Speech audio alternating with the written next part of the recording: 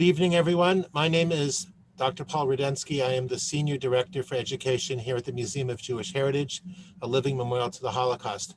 I'm pleased to welcome all of you to this evening's program, which is entitled Following the Evidence to Babyn Yar.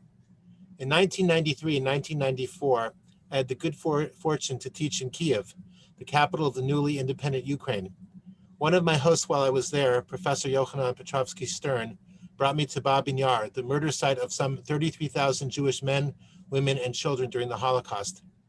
I saw a large sculpture overlooking a perfectly shaped ditch. Clearly, this was just a symbol of something that had been much larger. Yochanan then took me through a park that was in a small, shallow valley. This, he said, was Babyn Yar. Today, he explained it looks nothing like what it did when it was a mass killing site. Tonight, we are fortunate to learn with Dr. Martin Dean, who will share with us his investigation of the site and his efforts to recreate what it looked like in September 1941. As such, he will lead us through the events that constituted one of the larger mass murders to take place during the Holocaust. Dr. Dean's research will not only enable us to understand what happened in Kyiv, but also will serve as a model for investigating other such atrocities. I'd like to take a moment to tell you a little bit about Dr. Dean. Martin Dean received his PhD in European history from Queen's College, Cambridge. He worked as a researcher for the Special Investigations Unit in Sydney, Australia, and as the senior historian for the Metropolitan Police War Crimes Unit in London. In these positions, he conducted research in the KGB archives in the former Soviet Union and prepared historical documentation for several war crimes prosecutions. As a research scholar at the U.S. Holocaust Memorial Museum, he was a volume editor for the Encyclopedia of Camps and Ghettos. His publications include Collaboration in the Holocaust and Robbing the Jews, which won a National Book Award in 2009.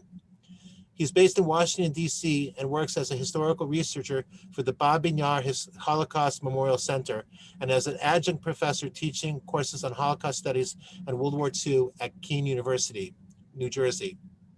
His ongoing research project is an analysis of the Babyn Yar massacre, combining aerial photography, ground photographs, and witness testimony. Dr. Dean has spoken a number of times at the museum, and we are delighted that he is joining us this evening. Before I hand the microphone over to Dr. Dean, I just would like to do a quick plug for a number of our upcoming programs. On Tuesday, January 26th at 4 p.m., Avi Pot will be speaking about the rescue of stricken Jews in a world at war, the Joint Distribution Committee during the Holocaust. On Sunday, February 7th, Bonnie Gurwitch will launch a three-part series on Jewish women in the Holocaust. The first one is called, I believe, Mothers, Sisters, and Resistors. That will be on February 7th, at 12:30 p.m. The next one will be on Sunday, February 21st at 12:30 p.m. That's on Camp Sisters. And the third one will be on Sunday, February 28th at 12:30 p.m., Jewish Women and Jewish Identity. The plan for our program today is as follows. Dr. Dean will speak for approximately 40 to 45 minutes, after which time we will invite questions from the teachers attending the program. Please note that we will end at about 6 p.m. Please feel free to use the chat function to submit questions, which will be read after the program. After the lecture today, we will send a link to an online evaluation form. Please plan to spend a few minutes completing it. Your feedback is important to us and to our funder, the Claims Conference. I appreciate your taking this task seriously. I would like to take a moment to thank the Conference on Jewish Material Claims Against Germany for funding today's program. Without further ado, I would like to hand the microphone over to our speaker, Dr. Martin Dean. Good evening. Thank you all for joining me. I know it's a very important time in our country, and this evening there's a memorial to the many people who've been lost to the COVID crisis, so I definitely want to think about them as well tonight. The research I've done on Babyn Yar is quite innovative in the sense it combines aerial photography, witness testimony, and photographs to try and recreate a picture of what the ravine looked like, and especially what happened on those terrible, fateful days in September 1941. For those of you who are not familiar with Ukrainian, Babyn Yar is the Ukrainian version of Babi Yar. So I will be using Babyn Yar because I work for the Babyn Yar Holocaust Memorial Center, which is a fairly recent initiative in Ukraine. I joined in 2017. It was really starting around 2015, 2016. It tries to build a new Holocaust Memorial Center close to the site of the events. Before, there were only external memorials and information on outdoor tablets. It's a very ambitious project. We had our supervisory board meeting just last week, and there are a lot of very impressive projects now being developed, but it will take some time. So we're still expecting another 3 or 4 years before the building will start to be completed. But at the same time, we've started on the research and building on work done by Ukrainian historians, such as Alexander Kruglov, and also the Dutch historian Karel Burkhoff. I was very privileged to work on this particular project on the topography of Babi Yar. And we're going to look especially at the physical shape of the ravine, and especially the route that the Jews took to get to the killing site. And it's kind of like a Hansel and Gretel story. Unfortunately, as they were going towards the site, they had to deposit various pieces of luggage and even clothing on the way. And through the photographs, we're able to sort of locate the route that they took once we can find where the photographs were taken. So part of my job was really to find out exactly where certain photographs were taken. And you'll see from the images today that the evidence is quite convincing. There is a later part of the story to do with the exhumation of the site, and that also plays a key role. So hopefully we can get to that before the end of the presentation today as well. Paul, can you hand over the ability to switch the slide?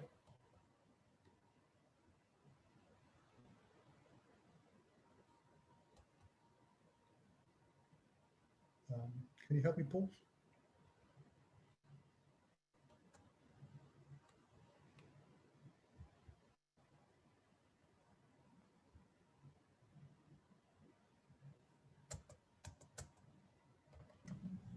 Okay, it's not switching. I can't do it at the moment. Yeah, just maybe come out and go in again. That might work as well. Okay. Do you want me to come out? I'm not sure what you have to do, but it's, oh, there we go. Okay, we're okay. So just to give you an overview of the presentation tonight, I look very briefly at the operations of the Einsatzgruppen, just to make sure that you're aware with what they consisted of and how they operated. We'll look very briefly at how the Jews were ordered to assemble, and especially the removal of property along the way. We'll focus particularly on the location of the mass shootings, as that was really the major discovery that we made, as most of the rest of the route was sort of known until the last stage, and that's been quite important to sort of really prove where things happened. And then we'll cover also the burning of the corpses, and we'll have a brief look at some of the memorials that exist around the site today. Since 1990, for a long time, of course, there was no memorial at Babyn Yar, and that was the reason for a famous poem about the place. But since 1990, there has actually been a plethora of memorials established, so it has changed the landscape again since then, and we can look at one or two of those that are quite impressive. So as you may know, the Einsatzgruppen were mobile units of the German security police. They were the lead agency, if not the only agency, involved in implementing the Holocaust in the occupied Soviet Union. They followed fairly closely behind the military units, and they also kept very detailed records. So in the Einsatzgruppen trial, which was put together by Ben Ferencz, it was really the documentation of the Einsatzgruppen themselves, which revealed their bloody trail, and actually more than a million victims, a total just in if you add up all the different actions they took part in, certainly about 600,000 just in the last 6 months of 1941. A lot of these reports give a place and date and a number of victims for a particular action. They don't really give you much more information than that, but the one that refers to Babyn Yar states very specifically that 33,771 Jews were shot in 2 days, in September the 29th to 30th, and both witness evidence, what we know about the city, and even the sort of the size of the mass grave and so on, all seems to bear out roughly this scale of events. We even have testimonies of people who were counting certainly the number of children that were going past them along the way. This is German guards. So we're fairly sure this is a pretty accurate number, and it's obviously a horrifying, terrifying event. And it was really such a large scale, partly because the Jews themselves were not really expecting this terrible fate. And it was actually a fairly rare case where the Einsatzgruppen arrived, and within just a few days, they tried to wipe out more or less the entire population of the city. So this was one of the first places they really went that far. The security police was the main core of the Einsatzgruppen, but there were a number of different elements to each Einsatzgruppe. There were also administrative personnel doing things like organizing the food supplies. There was the SD intelligence staff that carried out interrogations, and also were looking for archival material captured from Soviet headquarters when they captured NKVD buildings, for example. They were always looking for intelligence material. Surprisingly, the drivers who were sort of recruited on their ability to drive cars were sometimes also ordered to shoot. In fact, in some Einsatzgruppen, it was common for every single member to be asked to shoot at some stage. And so these were quite lethal murder units. They also had police and Waffen-SS guards attached to them. I did some research recently and found that one of the units attached to Sonderkommando 4A, the unit that carried out the Babyn Yar massacre, consisted of Waffen-SS recruits who were only 20 or 21 at the time they took part at Babyn Yar.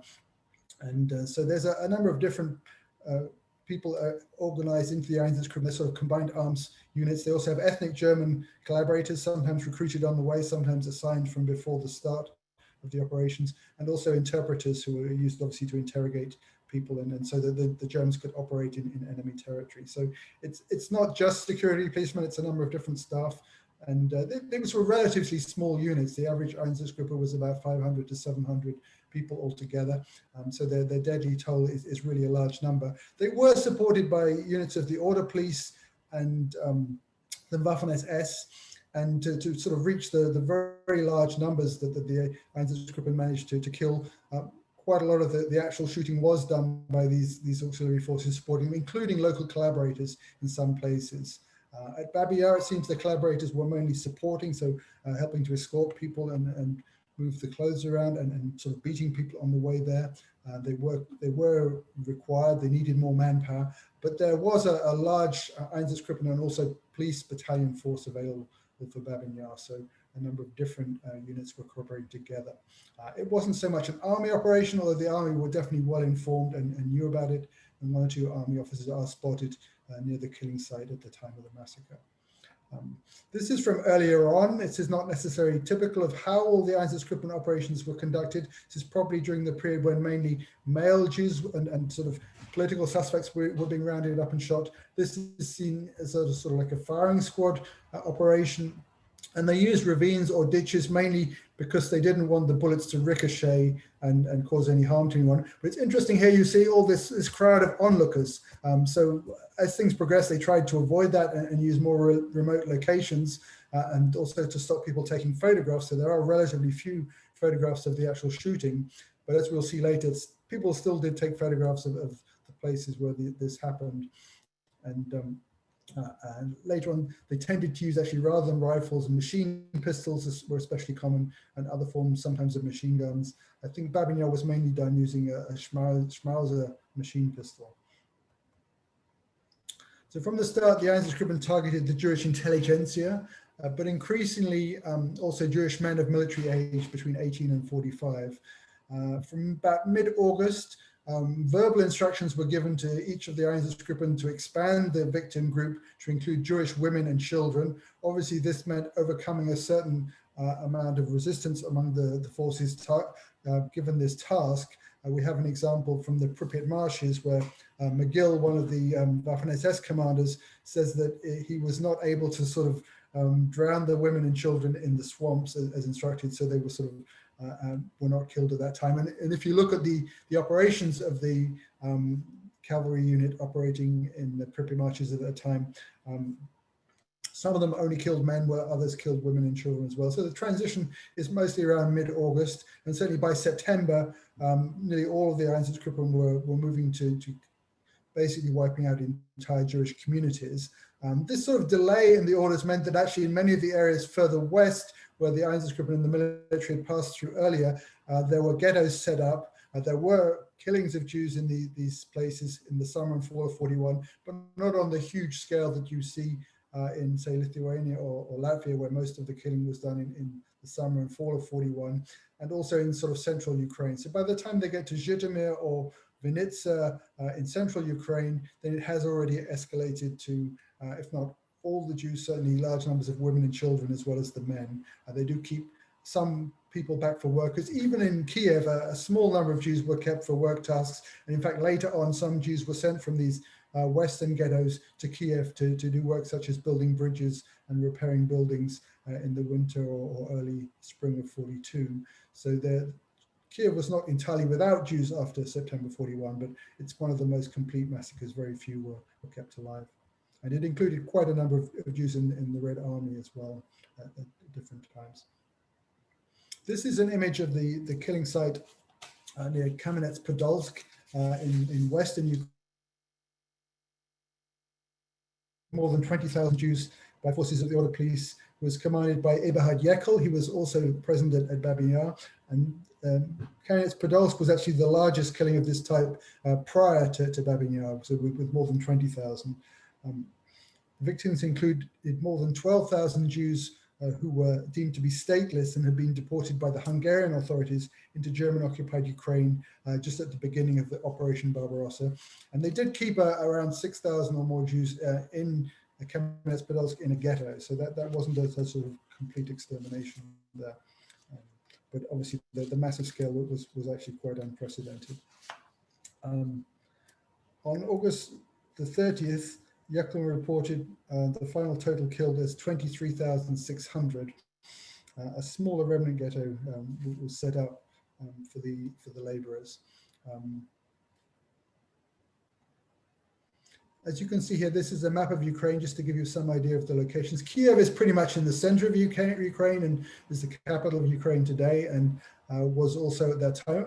For a period actually before that, Kharkiv to the east had been capital of Ukraine, but Kyiv was reinstated under the Soviets already. Kamenets-Podolsk is here. It was actually in the Soviet Union before 1939.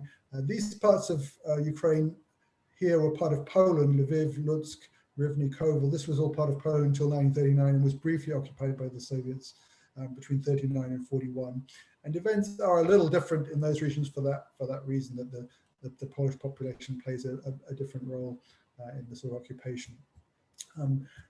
German forces took a while to capture Kyiv. They sort of encircled it first, and a large number of Jews did evacuate from Kyiv using rail ways before it was cut off, but mostly it was the workers in industrial plants, some with their families, but most of the women and children were the ones that got left behind. So overwhelmingly those shot at Babyn Yar were either elderly women and children, not so many adult Jews of military age, obviously, as most of them were in the Red Army. Here we see shortly after the arrival of the Germans on September the 19th, there were a series of explosions organized by the NKVD. They'd left some saboteurs behind who'd laid explosive charges, and they sort of waited till the German military had sort of moved into various buildings in the center of the city, and then they blew them up. And this killed dozens of people. I think more than 100 Germans were actually killed in the explosions and fires. And the fires burned for almost a week in the city center. And to sort of contain them, the Germans had problems because of the fire hoses either being sabotaged or because they hadn't got access to the water supply in the city. It had also been sort of shut down by the Soviets when they retreated. So it took them quite a while to put the fires out, and they actually blew up other parts of the cities to form a kind of fire break around the fire that broke up. So there was widespread damage in the city, and quite a lot of people were made homeless. Here you see an image of sort of how widespread these fires are. The Khreshchatyk is actually like the sort of the main square in the center of Kyiv. So it had a big impact on the Germans, but they twisted this to sort of fit their own purposes. and they sort of use the destruction caused by the Soviets. They spread rumors blaming the Jews, and then they used it as a pretext for their implementing the part of the Holocaust in Kyiv by ordering the Jews to appear at a particular corner of Melnik and Doktorivsky Street, which is towards the cemeteries. People argue a little bit about where this point was, where people were supposed to meet. It's actually a little bit further towards the center than where the cemeteries are located, but it's in the direction of the cemeteries. And it does seem that most Jews did sort of join up into one column there and march down Melnikov Street towards the Jewish cemetery. Another group may have gone a different way towards the railway station. There was a cargo railway station, so not a passenger railway station, but a cargo railway station also close to the cemeteries. And this meant many Jews thought that they were being sent for deportation to another place, or possibly into a ghetto. And not too many of them really expected that they would all be shot, which was of course what happened. They were ordered to bring with them documents, money and valuables, as well as warm clothing and bedclothes. And that's why you see people literally marching down the street with huge bundles, some even in horse-driven carts. We'll see that in a moment. And the instructions were pretty foreboding. Anyone who does not obey this demand and is found somewhere else will be shot. So people had this sort of to weigh up, well, what was more dangerous, to try and go into hiding or to go to the place where they were ordered to go. Already before this, the Germans had started going house to house and arresting some Jews and looking particularly for what they termed saboteurs, and Jews were either being beaten or arrested. And a few Jews were shot in the days just prior to this. So rumors were definitely spreading that it might not be a good thing. And a few Jews did decide not to follow the orders, but obviously the vast majority did obey. We're not sure exactly how many Jews were in the city at this time. It was probably somewhere between 35 and 40,000, probably not many more than that. Considerably more had lived there before the war, but as I mentioned, quite a few managed to evacuate beforehand, and a few more into the countryside just at the last moment. And there were even orders, as you can see here. This really refers to Jewish property. Anyone who breaks into the abandoned apartments of the Jews or steals objects from there will be shot. So there was also the threat of reprisals against any Ukrainians who were doing looting in the emptied Jewish apartments. And we'll see some of the property photographs coming up. This is a response of one Jewish teenager. She says, "We discussed the placards. Most people were of the opinion that we would be sent away to work. My mother packed our things. I saw that the streets were full of people carrying luggage with them. Some of them had one or two-wheeled carts. They were all going in one direction. Towards evening, my mother and I left our apartment with our luggage. We went down several streets together with many other people. The collection point was in the vicinity of the Jewish burial grounds." And this certainly sort of sticks in people's minds. Obviously, in a lot of other cities, the Jewish cemeteries were one place where sometimes shootings took place, generally smaller scale rather than necessarily larger scale ones, but that was kind of ominous. But the fact that there was this railway station nearby kind of counted against that. So this is a photograph that was only really brought to light fairly recently. And it again shows, as you can see, horses and carts, and especially these bundles. Basically, people put all their property into a huge blanket, so their clothing and maybe other valuables, and took them with them. And this, of course, made it fairly easy for the Germans then to sort of get the most valuable items from the Jewish population as they were marching down the street, more or less. So in response to the placards, more than 20,000 Jews took to the streets on September the 29th, and having got to Melnikov Street, they walked towards the Jewish cemetery. They were carrying bundles, in some cases accompanied by carts. And there are also artistic drawings that look very similar to this, with people carrying these bundles or either pushing carts, hand carts, or with these horse-driven carts. Some Jews obviously rented like taxi drivers to take their possessions there. But what happened next is they came to a point where they weren't able to take their luggage any further. And here you can see that what happens in Kyiv and at Babi Yar in just 2 days is kind of like a compressed version of the whole Holocaust into just 2 days, as sort of described and defined by Raoul Hilberg, one of the leading experts on the Holocaust. First of all, you get the definition of who is the Jew, who the Jews are, which is made by the poster announcement. Unfortunately, in the Soviet Union, people had to carry a passport or identity card which had their nationality. So this certainly made things easier for the Germans. And there was a point along the route where they did check people's identity papers. One or two Jews who were lucky, they either had nothing written there, or they had some other papers with them which didn't have their nationality, or which gave them had a Russian name on them. So a few Jews did manage to survive through having papers that didn't betray them, but the papers didn't help them very much.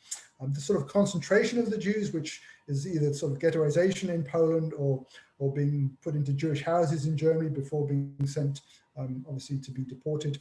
In Western Europe, you see some transit camps like Westerbork, or in France also they had Drancy as a transit camp where used to sort of concentrate the Jews. Here the concentration is very much on this sort of march route, and especially once they get to this checkpoint, beyond which sort of the Jews are sorted out from anyone accompanying them, and the taxi drivers and friends have to turn back at that point. A confiscation takes place along the route, and finally destruction is by shooting in the ravine, which is quite a ways out of the city. They basically the Germans arranged for, they used the part of the ravine that's sort of as far away as possible to minimize the amount of noise coming from there, and to sort of ease the flow of people in one direction. Obviously, if they're going past various shooting sites on the way, then you're not going to have a very orderly column of people marching. And so it was highly organized and carefully prepared by the Germans in the few days they had before the shooting took place. So what took place in Germany over 10 years between 1933 and 1943 roughly happened at Babi Yar in just 2 days. Here we see an image of these anti-tank hedgehogs. These were put up by the Soviets before the war, or just after the war started, on the streets of Kyiv, and one of these sort of narrow points was used to sort of filter through the Jews, and the non-Jews were told to turn back. Here's a quote from Genia Batashova, another Jewish survivor. We walked a short distance past Pugachev Street, which is of Melnikov, and there on both sides stood anti-tank hedgehogs with a passageway down the middle. We could walk to this passageway, we could still move towards these anti-tank hedgehogs. We could turn around, and a lot of things were already scattered next to these anti-tank hedgehogs.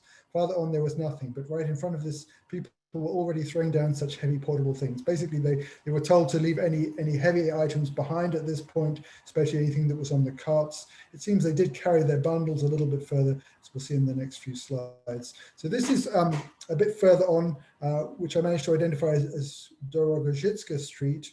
And here you see that obviously a lot of people have already put their luggage down here on the left and are marching straight on this way towards the west, towards the ravine. They're really moving quite slowly. People are checking again. You see either their papers or what they're carrying with them. And it's probably sort of the middle of the afternoon. These are mostly German policemen from 2 police battalions that were assigned to this task, and we have witness statements by them as well. This is by actually a member of Sonderkommando 4A, Leonard Pushta. He describes the alley, which is what you see there with this sort of narrow street. I think they may even have put the fences up specially just to make sure people couldn't escape once they were sort of trapped in this alley. There stood a checkpoint which let me through. I saw that along this alley, which was about 2 kilometers long, Jews were marching. They were going in groups as if for a stroll. On the left lay an enormous amount of luggage. The area of the pile on which the luggage lay was about 3 meters wide. The pile was 2 meters high. It looked like a very huge pile of potatoes. The Jews threw their luggage onto this pile. At the end of the alley, I think on the right, there was an open area. There on the right, there were tables where the registration took place. So this is another view of the piles of luggage. So we have various photographs of this street. And here you see the trees on either side. And this is probably from the area on the right, looking back down to the alley here. And again, you see there's documents strewn on the ground. And we managed to locate where this was on an aerial photograph. Here you see the alley of trees here. This is actually from 43, so you probably don't see the luggage here. And the fence was probably somewhere along here. I'm not sure it stayed up. And then they've actually basically come down this street, for the Jewish cemetery is over here behind them. They're going down this street, they're turning right. And we'll see a view down the alley. You can actually see there's like a house here. And in the next figure, you can see, if you look down the trees, you see this kind of window at the end of the street. And this is enlarged from the photo we saw looking down the alley with the piles of luggage here. So we can construct pretty accurately, almost exactly where this photograph was taken. And here you see a map from the period. Again, this is looking down the alley of trees, and we think it's probably this building you're seeing with the window there.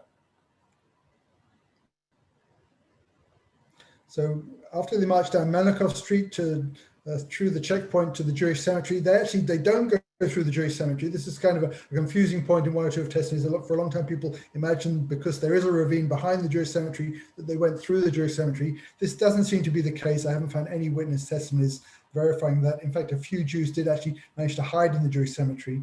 And from the aerial photographs, I found that at this time in 1941, the Jewish cemetery was very overgrown with trees. So it was not a good place to sort of march a huge column of people through it, because they could just run and hide in the trees very easily. Instead, they turned left onto Kahatna Street and then right down to Dorogoshitska Street. And that was leading to towards the very end of the Babyn Yar ravine. And we can sort of see this better on the aerial photograph. So this is the main street coming out of Kyiv, Melnikov Street. Roughly here, you get Pugachev Street. Pugachev Street is back here. And these are actually some buildings that were military buildings used by the Soviets before the war, kind of warehouses or garages. And what happens on the night of 29th to 30th of September is there are so many Jews that have come to this collection area up this street that they actually put the remaining Jews in here overnight, because they have to stop the shooting because it gets dark. And these garages are used as a collection area overnight. Then in the morning, they're taken out and then taken the same way up this street to the shooting area. During the day on the 29th and also on the 30th, it seems that most come this way. So this is the Jewish cemetery here. It looks clear here because this is an image from 43, but if you look at the 41 image, there's much more trees here. And all evidence seems to indicate they turn left down this narrow street and then right down this alley of trees. And this alley of trees goes all the way. And here you see the start of Babi Yar. So the other main theory by a historian, Nakmanovich, was that most of the shooting took place here, which makes a lot of sense if you know this route. But it appears this was probably too close and would have been too obvious. People would hear the sounds of the shots much earlier. So in fact, they used this ravine much further to the west and north because it's kind of like a closed area, so much less noise comes out here. And there's actually a sand quarry. Now this is another added detail that we really found out from the research. The sand quarry didn't really exist until the late 30s when they stopped quarrying sand using rail lines in this area. You can always see how wide the ravine is here because of sand quarrying. They moved the sand quarry to here, and this is used as a collection area where the Jews actually take off their clothes. But that was a problem that took me a long time to figure out, so we'll discuss that a bit later on. Here you see the sand quarry from the images. These images were taken by Joseph Haler. He was a propaganda photographer working with the German army. It seems he took these on his own initiative, really. He probably wasn't supposed to take them, but he was told what had happened the sort of day before, and he followed the route and literally followed the clothing as you see here. And we actually constructed a 3D model of both the sand quarry and the neighboring ravines of Babi Yar. And we're able with that to see how, in fact, the pile of clothes that you see in that photograph leads you to where the shooting actually took place. So they sort of, as they went along, they were forced to undress, and it leaves a kind of a curve on the ground towards where the shooting took place. Most of the Jews were forced to undress in the sand quarry. This is confirmed by witness statements and especially by the Haler photographs. They were then driven around to the left to enter the western spur. They had to go up a slope. Now, this is also described by quite a few witnesses, both German and Jewish survivors, and then through a specially created passageway or notch into the sort of steep ravine on the other side of the slope. A few may have descended on another path going down into the main ravine and then round to the left. This is probably because there were about 3 or 4 different shooting areas within what was called the western spur, which is this large branch ravine off the main ravine. So here you see the clothing with these are probably Waffen-SS-men or policemen looking through the clothing.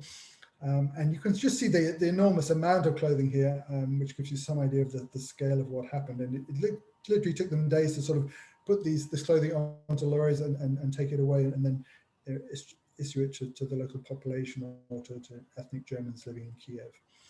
Here you see the image reconstructed partly using the 3D model. And this is sort of reconstructed what you see in the photograph. And as you see, the pile of clothing goes around to the left. Here you see what was probably the notch. So they probably went up the sort of cliff face through a prepared path here. And then into this was then the western spur. And it seems that much of this western spur was then used for the shooting, mostly in the bottom. It seems at the very edge, at the very end, they may have started shooting some Jews here at the edge because it was really not possible to operate in the bottom anymore, especially on the evening of the 29th. This is when famous witness Dina Pronicheva describes sort of jumping in rather than getting shot, and that's how she managed to survive. But all the evidence seems to indicate that this whole ravine was used for shooting throughout the 29th and the 30th, and possibly parts of the main ravine, but we're not so clear-cut about that. There's evidence of a pool of blood here at the end of the ravine. Some of the blood may have come from this side, but it seems most of it probably came down this area. They even put in a sort of a block here, a sort of a wall was built to try and stop the human remains flowing down the ravine so quickly. That was built later in 1941. So this is one of the police witnesses, and quite a number of descriptions from the German investigations of what they saw. Here he says, in the afternoon hours, we were brought in the direction of the execution site. It was similar to a sand quarry. Since there, before the Jews went into the quarry, a holdup had occurred. We had to ensure that the Jews were sent into the quarry without any delay. We also did this successfully. In the ensuing hollow, there were throngs of assembled Jews, and so far as I was able to observe, the Jews had to undress at the end of the quarry, when partly naked, partly in their underclothes, over a steep slope and disappeared into the adjacent valley or behind a mountain slope. From there, one could hear shooting. So this matches up very well what we're seeing from the visual evidence. And this was a statement given in 1968. Now, this was the other aspect of my work, was trying to use these various ground photographs, some taken before the war, mostly taken after the war. These two are up here actually from 44 to 46. And here you see a very distinctive feature, this tree on the skyline. And these are both views down the main ravine of Babi Yar. And the Halo photograph has this very similar feature, this sort of crescent-shaped crest, but it's kind of in a different place. So what I managed to figure out, you were looking, these photographs are taken from over here looking up it, and then this one is from a different angle. And so using the aerial photograph, I was able to sort of piece this all together. So here the tree is very clear on the skyline, whereas in the Halo photograph, you don't see the tree on first sight, partly because of these trees behind it. So what I did is I blew this photograph up, and if you do, you actually see there is a tree here on the edge, very much the same as the other ones, but you're obviously looking at a different angle. So this is sort of through triangulation using this tree, I was able to confirm which was the ravine that Halo was looking at, and where most of the shooting must have taken place for that reason. So here you see it all explained. This is the view down the main ravine. You see the sort of, even this view on the side here, this is part of the quarry. And we have other photographs that match up with this that show the clothing in the quarry. So we can sort of piece it all together and in fact, that's what the 3D model did. In the end, we put all these photographs into the 3D model and made kind of a complete view of this whole terrain. And whereas the Halo one is taken down this sand quarry, this ravine here, and you can actually, it is possible to see the tree looking down the quarry in the same way. We even have one picture taken later on, taken from down in the quarry, where you just see the very edge of the tree against the skyline because it's lower down. So the different photographs do kind of corroborate each other when you piece them together. Finally, this view here, this is the sand quarry in 1943. And what we found here was that there were two bunkers, again described by witnesses, in the bottom of the sand quarry, where about 320 prisoners from the Syrets camp, mostly Jews, were housed to exhume the corpses. So there are two things about this image here. One is that immediately after the shooting, the Germans blew up the sides of the ravine because they couldn't really find any other way of covering over the corpses and sort of covering over their traces. So in 1941, they exploded the sides of the ravine and covered it over. And then in 1943, orders came from Himmler to cover over all the mass graves and to burn the bodies. And a recent book on what's called Sonderkommando 1005 by Andrew Angrick has shown how this process was carried out in many places across Eastern Europe, including in the occupied Soviet Union. Babyn Yar was one of the first places, and ironically, Paul Blobel, who organized the mass shooting in 1941, was also charged with the exhumation of the corpses here, and he used the prisoners from the Syrets camp to do that. And they spent 6 weeks literally digging up tens of thousands of bodies and burning them. And of course, this didn't go unnoticed. There are plenty of descriptions of the fires that were sending smoke across the city. But the prisoners who exhumed the corpses, they managed to escape on the 28th of September 1943. So exactly 2 years, sort of the 2-year anniversary of the actual massacre. And about 15 or 16 of them actually survived their escape and managed to hide, some in a brick factory nearby, which is actually the same brick factory which then causes the mudslide in 1961. But these prisoners give some descriptions, and one of them even points to this area in a later photograph. So the people who did the exhumations are able to confirm that this was where the shootings took place, certainly of the Jews, and where the exhumations took place. Now, there were other shootings in and around Babyn Yar. After September 41, there were prisoners of war who were shot in and around Babi Yar, and also patients from the mental institution, and especially the security police regularly took either in a gas van, either they killed the Jews in the gas van or they used the gas van to transport Jews. Many of them were killed very close to this site, some of them even on this site. We're not completely sure of all the locations, but there may be as many as 10 different locations of mass graves, and most of these were exhumed as well. So it is hard without detailed witness testimony to tell where the other shootings took place, but we're pretty sure of this location. There's also on a aerial photograph another trench, and also witness descriptions of another large trench near the Dorogoshitsa Street where shootings took place. So this isn't the only location, but it seems to be the main one for September the 28th to 29th to 30th of September 1941. Here we see a map drawing the 2000s, which obviously shows that this area was known as a killing site, and it sort of confirmed my idea of the location very well. But this same map does show other locations which were probably not used according to the witness statement. So I think we have got further by combining witness statements with the other photographic evidence. And finally, there were 2 German witnesses who also drew sketch maps. And again, these sketch maps corroborate very closely the location of this western spur as the shooting site. And they even describe pretty much what you see in the images. So Lass was one of the 2 key witnesses. He says the ravine was about 10 to 12 meters deep. In the ravine were lying tens of thousands of corpses on top of each other. They were all naked. I can reconstruct the shooting process as follows. On the edge of the ravine stood SD men. They formed a chain down to the Jews in the clothing deposit area. The Jews from the clothing deposit area had to go past these SD men. They climbed up the slope and into the neighboring ravine.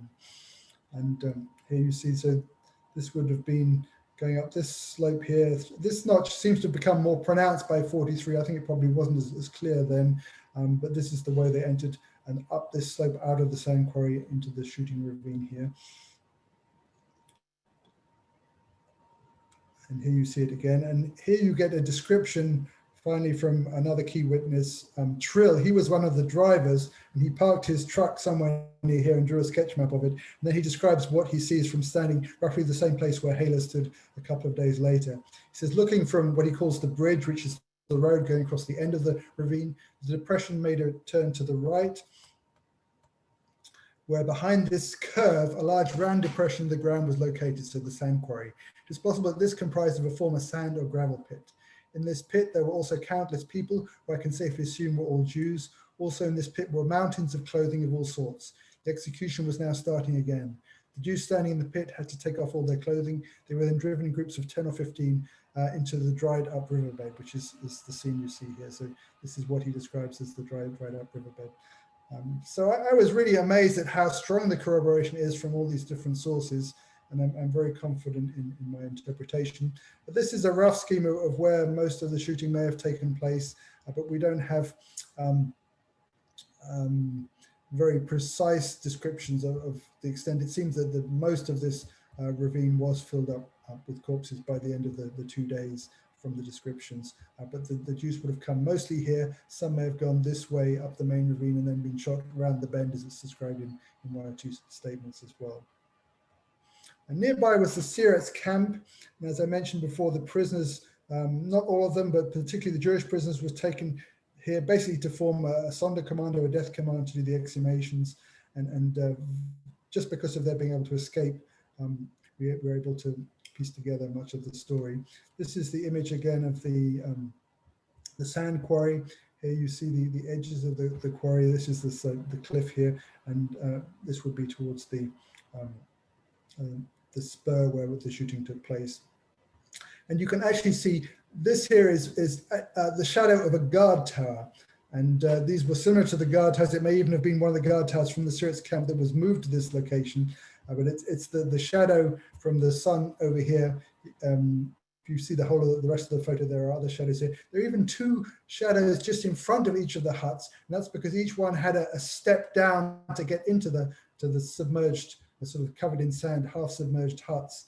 And so these little black spots are the entrances. And this matches up very well with the witness testimonies of the prisoners. Finally, this is one of the prisoners after the war. He's pointing to the ravine, and you can see even the crescent-shaped hill is sort of there in the distance. So he's pointing to this more or less from the same spot that Halia is taking his photograph from. So it all matches up very well. Obviously, Babi Yar was partly made famous by Yevtushenko's poem, which is that no monument stands over Babi Yar. And it led to regular commemorations there from the 1960s onwards. And really the place has been one of contested memory ever since the war, partly because the Soviets didn't put up a monument for a very long time and tried to suppress the Jewish nature of the victims. These are sort of the two facts that are most known about Babi Yar. Since the 1990s, a number of improved memorials have been put up. This is the memorial to the Jewish victims. There's also another one to the children at Babi Yar. And very impressive too is the memorial to the Roma, as some Roma were also shot in or around the ravine in the winter of 41, 42 from Roma communities nearby. And so Babyn Yar is there are even Ukrainian nationalists who were murdered by the Gestapo near the ravine, as well as I mentioned before, patients in mental institutions, political prisoners of communist background as well.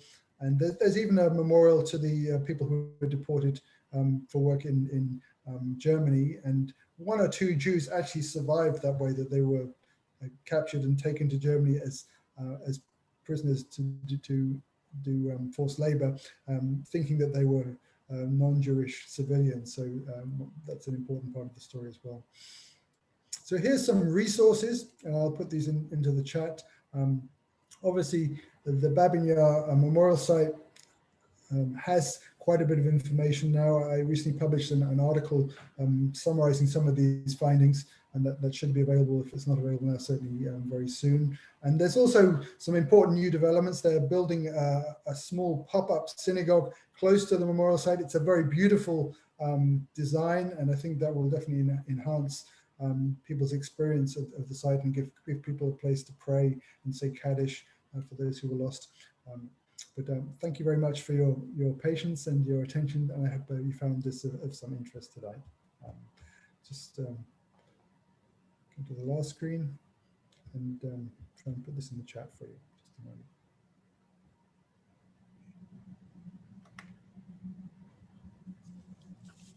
moment. Dr. Dean, thank you very much for what a wonderful and, I mean, disturbing, but nevertheless very rich presentation that really, really brought it home and made it, so the level of detail really made it so immediate, and to remind us of really the horror of really what happened there. I have a few questions. If I could, at this point, I'd also like to invite all the teachers to submit questions in the chat. It's easier for me to see in the chat, but we'll start now. So one of the questions is, did the Germans intentionally kill the Jews on Rosh Hashanah, the Jewish New Year of 1941, which one of our participants says that was the date? Yeah, that is correct. That was mentioned also by Robert Jan van Pelt at the meeting we had last week of our supervisory board. It seems, certainly in some cases, they did use Jewish holidays as a sort of a special way of inflicting pain or sort of adding insult to injury. Because this was planned at a very short notice, I think probably practical considerations were more important, and we don't have the minutes of the meeting where they took the decision. So I think it was probably more coincidence than deliberate in this case, although it's possible that they were aware of that. And I don't think it made a huge amount of difference. Of course, for the Jews, it was very important. So for them, it was a further disruption to their normal lives. Of course, the Soviet Jews here were not as all as devout as in Poland. Of course, the Soviet Union encouraged people to sort of abandon their religion, close down many synagogues and other places of worship.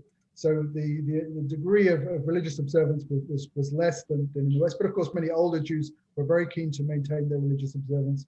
And I'm not saying that they weren't pious, but of course the Soviet government had been trying to persuade them of the benefits of atheism and then punish them for their adherence to Judaism. So that has to be borne in mind as well in this particular region. So I have a few more questions here. Thank you so much for that answer. What about archaeology? Can you tell me about what kind of archaeology has been done there? Because some of the questions related to that, and I think your answer will probably answer a number of the concerns raised. Yeah. What I didn't really have time to explain was the extent to which the site of the ravine and the area around it was completely transformed immediately after the war. So in the 1960s, or even shortly after, late 1950s, they built a road over most of the area which I've been describing today, and other parts of the ravine were also quite considerably transformed. That there's nothing that even resembles the sand quarry, although it's such a striking image on the photographs. So it's totally unrecognizable, and in that sense, you're not able to do much in the way of archaeology. But they have found some of the gravestones from the Jewish cemetery. The Jewish cemetery was, as we've mentioned, not too far from the site. It was on the other side of Babyn Yar. And in Repyakov Yar, they did find about 20 or more headstones fairly recently. And it might be possible to do something like sonar penetration, ground penetrating radar to sort of see if there are any sort of traces either of the burial and exhumation of the Jews or other. Obviously, in the years since, human remains have kept popping up lower down in the ravine. There was this terrible mudslide in 1961 again, which I didn't really have time to explain. That was actually further down the ravine, so it's not the area of the shooting, but did have a catastrophic effect on people living downstream. That about 100 people were killed by the mudslide in 1961, which was caused really by Soviet incompetence and how they managed the effluents from the brick factory. But one thing you could look for is in order to burn the corpses, they took headstones from the Jewish cemetery, they smashed them up and laid them out in a checkerboard pattern in areas about 8 meters square. And then when they finished burning the corpses, they disposed of all the evidence by burying those headstones nearby. So it might be possible to find the sort of the remnants of the Jewish headstones somewhere near the places where the corpses were burned, or at the site where the corpses were burned. But that would be a difficult operation, partly because so much of the site has been certainly hasn't necessarily been built over, but has been reconfigured and bulldozed and sort of made into a park or a road that's not easy now to excavate. So it's also as a burial site, or at least a site of a mass killing. People are reluctant to do open archaeology, but maybe ground penetrating radar would be one way to find out a little bit more and sort of confirm some of these details even further. Thank you very much for that explanation. What about the perpetrators? Have the perpetrators been prosecuted? Very few of them. I mean, Blobel himself was tried at Nuremberg as a result of the Einsatzgruppen trial, and there were a series of trials in the 60s, mainly dealing obviously with the members of Sonderkommando 4A. The results of those trials were very disappointing. Similarly with the police battalions and the Waffen-SS-Men. Even last year, there were still 1 or 2 cases pending against Waffen-SS-Men, but it was really, on the documentation available, it was not possible to show but they were definitely the people who were present at Babyn Yar. I've been able to show that there definitely were young Waffen-SS men present at Babi Yar, and those would be the only people really still alive and able to stand trial today. But the records of their service don't indicate which of a rather large group were the ones that were actually there. So we weren't able to pursue that as far as they would like. Unfortunately, very few people were tried. The main trial was in Darmstadt in the 1960s, and a couple of people did get punished. But in terms of obviously an operation that involved hundreds of Germans to organize it, and quite a few non-Germans as well, very few have been punished. In terms of local collaborators, obviously some members of the Kyiv police have been punished, and people were punished for other crimes. Some other Einsatzgruppen units were fairly thoroughly investigated, and more punishments were handed out. But in terms of the mass scale of what happened, it's of course disappointing. Right. No, interesting. Another question that we have is, so we have 33,000 people walking.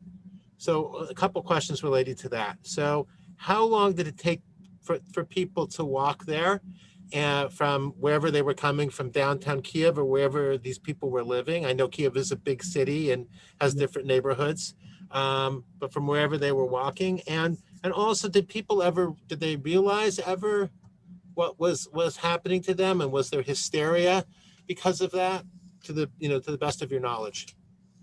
Those are very good questions. It's a little more complicated than the way I put it. Some were transported, it seems, by truck from close to where the luggage was unloaded, so in the alley of trees. So I think children and maybe some of the elderly were put onto trucks, and perhaps the women as well. The whole route is something like about 5 kilometers from the center of the city, so it does take quite a long time, and most of this was walking very slowly because there were a series of checkpoints and delays, so people were walking for as long as 3 or 4 hours. So some people did get very exhausted, especially the elderly.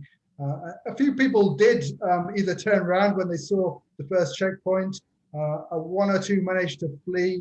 As I mentioned, one elderly woman with a child did flee into the Jewish cemetery from that child's account, and a few others even persuaded Germans to let them go, or one was even put in a jeep and sort of taken back into the city, having convinced the German that they were non-Jewish. But in fact, Dina Pronicheva, one of the most prominent witnesses, she was actually sort of put with a group of people who were deemed to be non-Jewish, but then a German officer came along in the evening and said, all these people have to be shot as well because they've seen what happened. So some non-Jews were killed, even though they only sort of got caught up there by accident, either accompanying friends or who were maybe non-Jewish family members of Jewish families. So it was quite severe. There was a stage when people started to hear the machine guns. Different witness testimonies, places at different places, and I think it depended on the time, the direction of wind, and various other reasons. So some people say they heard shooting as early as in the alley of trees or around that area. Others didn't hear it till they got to the sand quarry.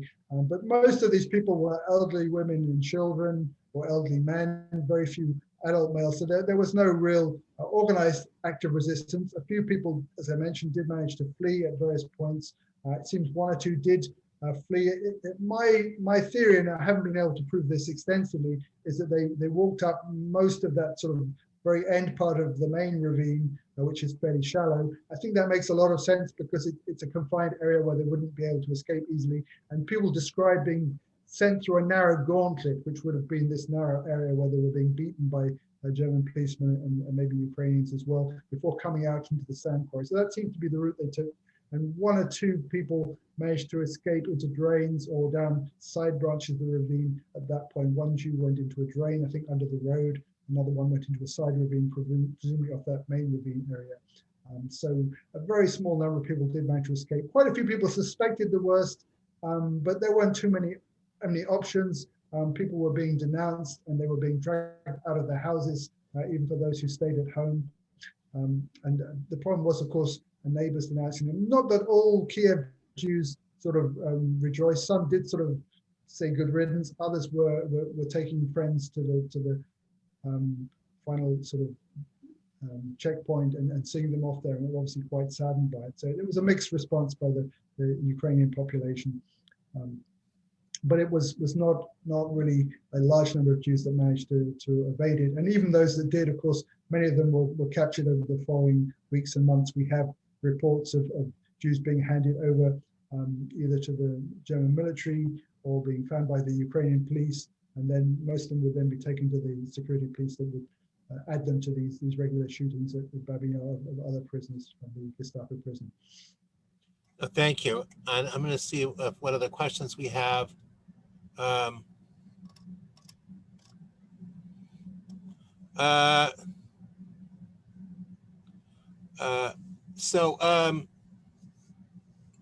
Eyewitness reports. Well, I guess you mentioned a lot of the eyewitness reports.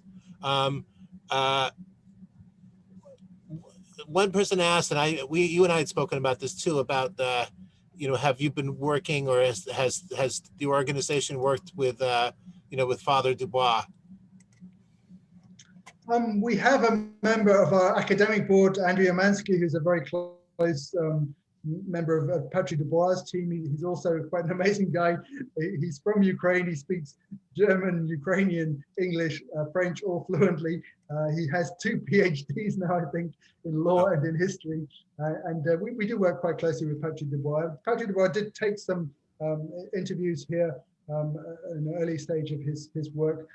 I don't think he's been back to Kyiv much since then, but of course his collection is amazing and it's very useful and sort of dovetails well with these sort of techniques. If you have the local witnesses together with the photographs and the aerial photographs, then you're really able to piece things together much more strongly. So I'm very grateful to him for his fantastic work. Yeah. And of course he's a good personal friend as well. Oh, thank you. And I'm just going to see if there's another. One person asked, and why were the Jews required to remove their clothing?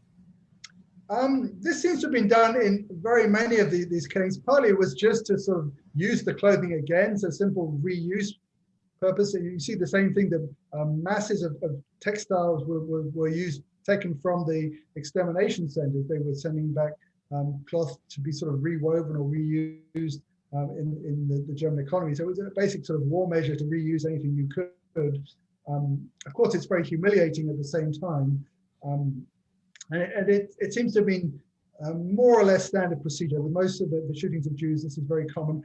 When they shoot non-Jews, whether they're military personnel or partisans or other groups, it seems much less common for them to undress. I think this reflects that certainly when dealing with someone who's resisting, then you're not going to get them to undress. So I think with partisans and the Red Army people, it doesn't seem to have been the practice. It may have been reasons of humiliation, but I think it was mainly to try and secure the clothing for reuse. That was the idea behind it. And it was collected. They put the clothing into huge warehouses, and then it was either sold or distributed either to the local population. They particularly sent a lot of clothing from these shootings to ethnic Germans, and that had some strange consequences in the Transnistria area. There were outbreaks of typhus among ethnic German communities who got the clothing from the mass shootings there, where ethnic Germans were among the groups taking part in the shootings, and that spread typhus amongst the ethnic German community. So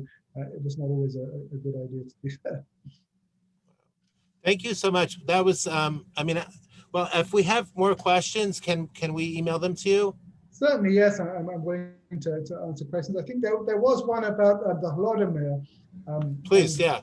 Of course, that does play a huge role. The Ukrainians are making a big effort to memorialize the Holodomor, and it did affect Kyiv or the area around Kyiv quite badly. So I think it's an interesting sort of overlap. At some points, sort of Ukrainian nationalists and Jewish history have combined in the 60s and 70s. There was kind of they both agreed that they resisted Soviet attempts to sort of suppress their history. Obviously, the intertwined fate of Jews and Ukrainians during the war is not such a happy one, and especially in Western Ukraine, a lot of Ukrainians, particularly as local police members, took part in the Holocaust. So it's a difficult issue to deal with. But I think the Holodomor makes Ukrainians conscious of the need to memorialize these previous events, and I think it does help to make them a little more open to memorializing the Babyn Yar massacre properly as well. because it's definitely a historic event that should not be forgotten. Thank you very much. And just for everybody, the Holodomor is the great starvation that happened in the early 30s under Stalin in Ukraine, where something like 3 million, you'll correct me if I'm wrong, 3 million Ukrainians died. Yeah, estimates differ, and of course the main argument is over the extent to which it was a deliberate policy by Stalin, to which they think it was kind of a byproduct of his other policies. I think he definitely wanted to really hit the Ukrainian intelligentsia and the Ukrainian sort of large peasant holding group. So it was a targeted genocide in that sense. Wow. Okay. Well, thank you for explaining that. And I know we have some more questions, but we're really out of time. I want to, Martin Dean, thank you so much for really wonderful and disturbing, but powerful presentation about a very tragic killing site. And I want to thank everybody here. Oh, one last, you know what? Can I just ask one last question, Sure. which we didn't ask? How would we use this in the classroom? How are the teachers here going to use this in the classroom? I think obviously you don't want to go into quite as much detail as I've done today, but the fact that new evidence has come to light, so firstly to show that we are still finding out more about these events and able to sort of reconstruct what it looked like at the time, and obviously make people aware of the new memorial that's being put up there. So obviously you want to tell Babi Yar as part of the history of the Holocaust anyway. I think these new details and new developments help to make that more interesting and more relevant to your class. And I put some resources in there. Obviously, Carol Berkoff's account is very useful just to give a brief but accurate description of what happened. And there should be more of these images available through the Babyn Yar website going forward. And that'd be a great resource for other information on the Holocaust in Ukraine as well. Great. Thank you so much. And again, a wonderful presentation. And I want to take a moment to thank my colleagues at the museum, Joanna Aruda, among others, for helping make these possible. Thanks to the Claims Conference for funding these programs. And thank you for all of our participants. Please join us for our upcoming programs on January 26th with Avi Pot, and then in February 7th, 21st and 28th with Bonnie Gurovich. And I want to wish everybody a good night. And again, thank you again, Martin Dean. Thanks, Paul, and give my best regards to Avi when you see him. He's a very close friend. Will do. Thank you. Bye-bye, everybody. Bye-bye.